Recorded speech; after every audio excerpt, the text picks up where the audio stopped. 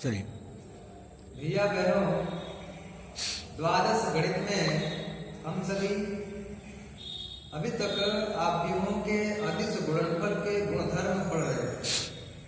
अब हमको आज के इस वीडियो में हमको पढ़ना होगा आव्यूहों का गुणनफल, यानी दो आव्यूह का योगफल, दो आव्यूह का व्यवकलन या अंतर। हम इसको बड़े सामान्य तरीके से अध्ययन किए थे और उसमें ये था कि दो आव्यूहों के योगफल या व्यवकलन को करने के लिए उन दोनों आव्यूहों की कोटियों का सेम होना आवश्यक है, यानी कोटियां बराबर होनी चाहिए। तो आव्यूहों के गुणनफल में कोटियां बराबर होनी चाहिए कि नहीं होनी चाहिए, कैसी कोटियां होनी चाहिए, दोनों के बीच कोटियों में क्या डिफरेंस होना चाहिए, इसकी चर्चा हम एक उदाहरण से शुरू करते हैं और उस उदाहरण के बाद हम आव्यूहों का गुणनफल अच्छे तरह से हम समझ पाएंगे। तो आइए हम आपको उदाहरण की ओर ले चलते हैं, ध्यान देंगे। मान लीजिए कि राम और श्याम, एक राम है दूसरा श्याम है, ये दोनों लोग एक दुकान पर जाते हैं। राम और श्याम इन दोनों को कलम खरीदना है और कापी खरीदना है। मान लीजिए ये आपका पेन को रिप्रेजेंट कर रहा है और ये कॉपी को रिप्रेजेंट कर रहा है। मान लीजिए राम को 5 पेन और 2 कापी खरीदनी है, श्याम को 4 पेन और 5 इसको 6 मान लीजिए 6 कापी खरीदने हैं। जो पेन का प्रति यानी जो प्राइस है पेन का वह 3 रुपया है और कापी की प्राइस प्रति कापी 5 रुपया है। 5 में इसको 4 रुपया 8 रुपया है। तो राम को 5 पेन 2 कापी खरीदना है, श्याम को 4 पेन और 6 कापी खरीदना है। यह दुकान नंबर 1 पर जाते हैं। तो बड़े आसानी तरीके से मैंने जो सेंटेंस बोला है कि राम को 5 पेन और 2 कापी, श्याम को 4 पेन और 6 कापी खरीदनी है, जिसमें पर पेन का रेट 3 रुपया और पर कापी का रेट 8 रुपया है। तो इससे हमको क्या मिलेगा कि राम और श्याम के पास कितने पैसे खर्च होंगे, कितने पैसे चाहिए कि हम इस कापी और पेन को खरीद लें।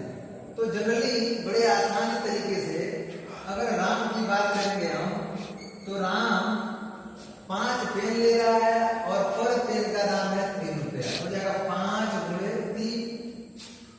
5 पेन ले रहा है और एक पेन 3 रुपए का है और 2 कापी ले रहा है और एक कापी का मूल्य 8 रुपया है। तो ये हो जाएगा 2 × 8।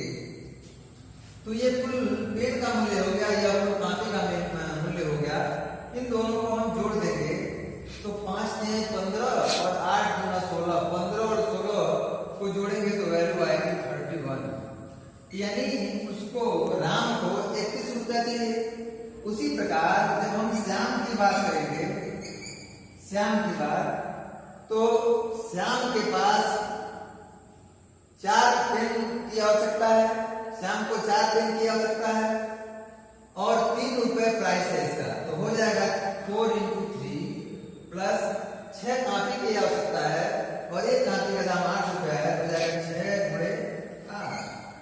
तो 4 × 3 12 और 6 × 8 48, 48 और 12 हो जाता है 60 रुपया। तो इस तरह से राम और श्याम की वैल्यू, राम और श्याम के द्वारा खर्च हुए पैसे को हम इस तरह से ज्ञात कर सकते हैं। अब बात आती ये है, हमने यह उदाहरण आपको इसलिए समझाया है, इस उदाहरण को लेने की आवश्यकता इसलिए पड़ी है कि हम इन बातों को बड़े आसानी तरीके से आव्यूह के रूप में रिप्रेजेंट कर सकते हैं। तो इसको अगर हम रिप्रेजेंट करना चाहें आव्यूह के रूप में, तो यहाँ देखिए कैसे रिप्रेजेंट करेंगे। यहां लिखेंगे आवश्यकता और यहां नग प्रति दर और यहां हो जाएगा आपका कुल राशि। तो देखिए आवश्यकता किसकी किसकी है। आवश्यकता क्या है? आवश्यकता है 5 पेज की और 2 कॉपी की राम को, और श्याम को आवश्यकता है 4 कॉपी की और 4 पेज की और 6 कॉपी की। यह जगह है इसकी पेज की और यह जगह है कॉपी की। रेट क्या है? तो रेट इसका है, पेन वाले का रेट 3 रुपया और कॉपी का रेट 8 रुपया। पेन वाला ये है, यह 3 रुपया हो गया, यह 8 रुपया हो गया। ये रिप्रेजेंट कर रहा है किसको? ये राम है और ये श्याम है। यानी राम को 5 पेन और 2 कॉपी खरीदना है। इनमें प्रत्येक की कीमत 3 रुपया है। ये कीमत को रिप्रेजेंट कर रहा है। ये 3 रुपया जो है वो प्राइस है इसका, ये प्राइस है पेन का और यह प्राइस है कॉपी का। तो ये आवश्यकता को रिप्रेजेंट कर रहा है कि राम को 5 पेन और 2 कॉपी खरीदना है, जिसमें पेन का रेट 3 रुपया और कॉपी का रेट 8 रुपया है। श्याम को 4 पेन और 6 कॉपी खरीदनी है। पेन का रेट 3 रुपया और कॉपी का रेट 8 रुपया है। तो ये जो कुल धनराशि हमको मिल रही है, कुल धनराशि की जो वैल्यू हो रही है वह राम के लिए है 5 गुणे 3 प्लस क्या 2 गुणे 8। उसी तरह से श्याम के लिए है 4 गुणे 3 और प्लस 6 गुणे 8। यानी यह आवश्यकता है और यह कीमत को रिप्रेजेंट कर रहा है और यह कुल धनराशि को बता रहा है। यानी यह जो धनराशि है यह राम की है और यह धनराशि निकल के आएगी वह श्याम की होगी। तो आप देख रहे होंगे इस आव्यूह को और इस आव्यूह को अगर हम देखें तो देखिए पहले स्टेप में ये वाला जो स्टेप है इसमें है 5 × 3 + 2 × 8। तो 5 यहाँ है और 3 यहाँ है, 2 यहाँ है और 8 यहाँ है। यानी इसका मल्टीप्लिकेशन इसके साथ हुआ है। यानी यह रो है और यह कॉलम है, तो रो का मल्टीप्लिकेशन कॉलम के साथ हुआ है। उसी तरह से श्याम को देखेंगे तो 4 × 3 + 6 × 8, तो 4 × 3 6 × 8, यानी ये भी रो है और कॉलम में ये रिप्रेजेंटेशन है 4 × 3 + 6 × 8। तो हम ये देख रहे हैं कि रो को कॉलम के साथ मल्टीप्लाई किया जा रहा है। रो के करस्पॉन्डिंग एलिमेंट को ये कॉलम के करस्पॉन्डिंग एलिमेंटों से गुणा करके उसको जोड़ा जा रहा है। जैसे 5 गुणे 3 प्लस 2 गुणे 8, वही यहाँ पर लिखा हुआ है। इसी प्रकार इसके लिए 4 गुणे 3 तो यहाँ लिखा हुआ है, फिर 6 गुणे 8 तो यहाँ लिखा हुआ है। तो ये दे दे रहा है, इसकी वैल्यू आ रही है 31 रुपया और इसकी वैल्यू आ रही है 60 रुपया। यानी राम 60 रुपया 31 रुपया खर्च करेगा और श्याम खर्च करेगा 60 रुपया। तो इन दोनों को 5 पेन और 2 कॉपियां मिलेंगी। अगर मान लीजिए थोड़ी देर के लिए ये पहले दुकान पर गए, अब इनको दूसरे दुकान पर जाना है, तो दूसरे दुकान पर मान लीजिए दूसरे दुकान पर हम 7 नंबर 2 की बात कर रहे हैं। अब ये दोनों दूसरे दुकान पे जा रहे हैं, वहां पर जो प्राइस लगी हुई है वहां प्राइस एक की 6 रुपया है। यानी कॉपी की प्राइस, पेन की प्राइस 6 रुपया और कॉपी की प्राइस है 9 रुपया। यानी राम को 5 पेन और 2 कॉपी चाहिए। पहले दुकान पर गए तो 3 और 8 रुपया क्रमशः उसके रेट थे। अब राम जब दूसरे दुकान पर गया तो वहां कॉपी पेन का रेट 6 रुपया और कॉपी का रेट 9 रुपया है।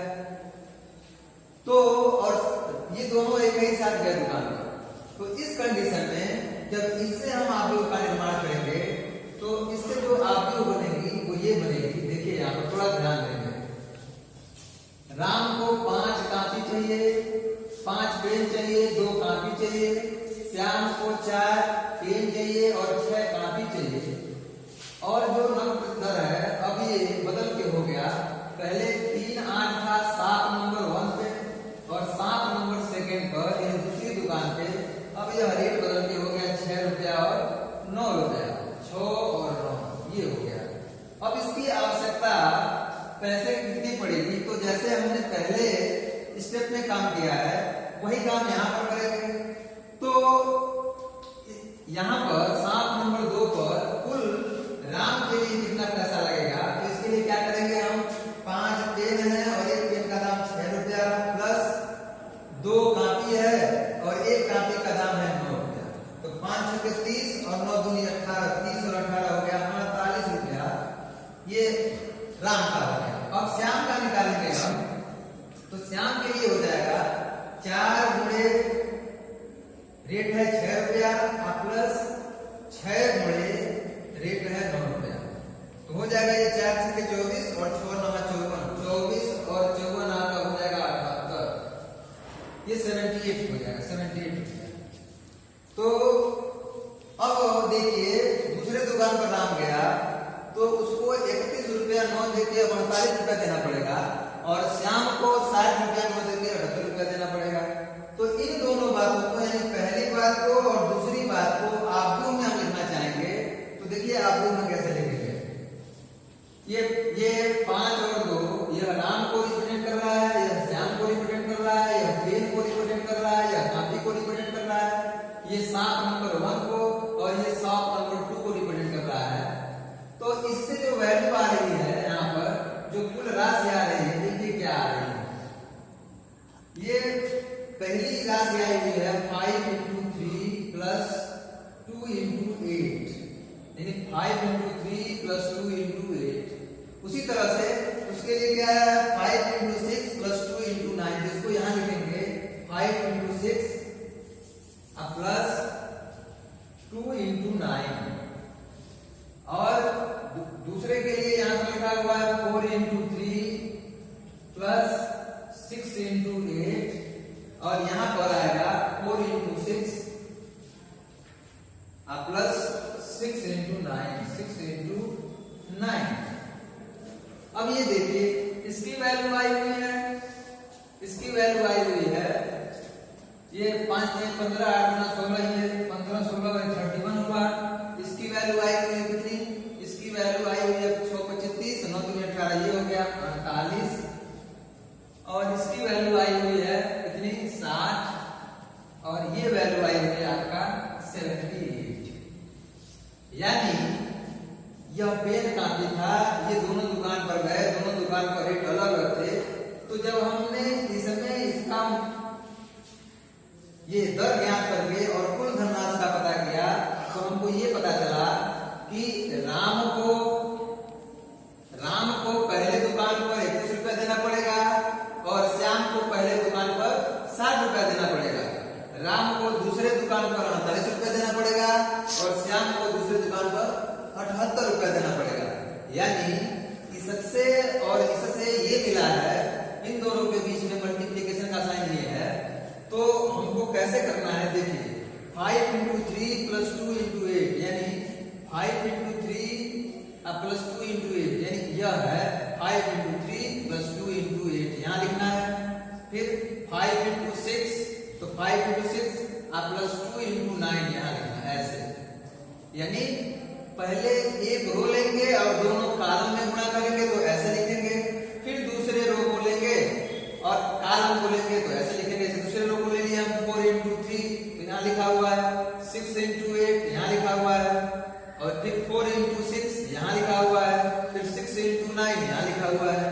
तो कहने का मतलब यह है कि इस तरह से मल्टीप्लिकेशन के बाद हमको यह वैल्यू मिल जाती है। यही आव्यूहों के गुणनफल का प्रदर्शन है।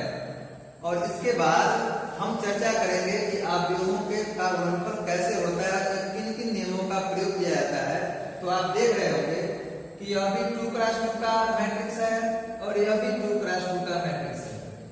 तो इनसे एक बात निकल के आती है कि अगर पहले में रो की संख्या दूसरे में कॉलम की संख्या के बराबर होगी तभी यह गुणनफल संभव होगा, अदरवाइज यह गुणनफल संभव नहीं होगा। मेरा मतलब यह है कि ये जो दोनों अवयव मिले, इन दोनों अवयवों से ये खर्चा निकला, फिर इन दोनों अवयवों से ये निकला।